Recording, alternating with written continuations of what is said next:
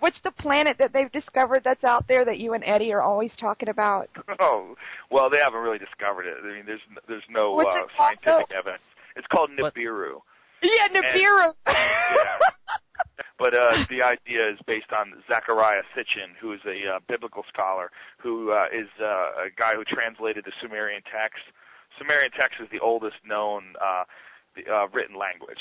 Sumer was the oldest known civilization. They accomplished so many firsts in as far as what we know about human history. We attribute them to having discovered the wheel, written language, mathematics, astronomy, astrology. I mean, we're talking about 6,000 years ago. They had a detailed map of the solar system 6,000 years ago with all of the planets in the proper size and the proper orbit, including Pluto.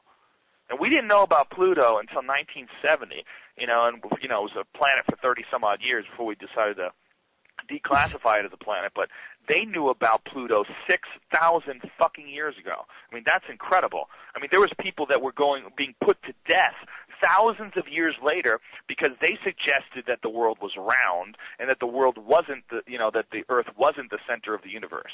Thousands of years after the Sumerians, people were put to death for those notions. But the Sumerians knew about it. When they also said that everything they learned from the Anunnaki. And the literal translation of the word Anunnaki is those from heaven to earth came.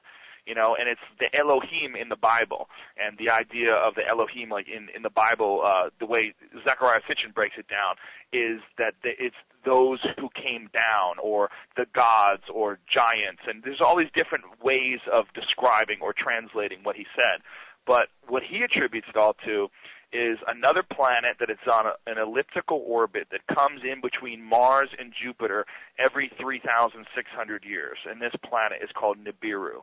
And what Zecharia Sitchin says, and this is where it gets really kooky, he says that human beings are the product of accelerated evolution, and that what these Nibiru people, these Anunnaki, have done is fuck with their DNA and create human beings. So they would add, Anunnaki DNA and create us. Wow. Who the fuck knows? But it's fun to it's fun to read. It's all so tortured. I mean, the idea behind it is also, you have to be a biblical scholar to just follow the language, just to follow his connections with all these different words from thousands and thousands of years ago and how they translate to today. And they wrote in cuneiform, which is this really crude form of writing. But the really interesting thing are the photographs of the clay tablets that these people made back then. The inscriptions that show the solar system, the inscriptions that show they had the double helix for DNA. That they already understood that back then, 6,000 years ago, and that was their symbol for medicine, which is still our symbol for a pharmacy. In a pharmacy, they have the caduceus. They have the two snakes that wrap around. You know that? When you see that in a pharmacy? It's for all medical. I'm a nurse, and it's for all of the medical profession. We actually have a doctor in our chat, and he's agreeing with a lot of what you're saying too.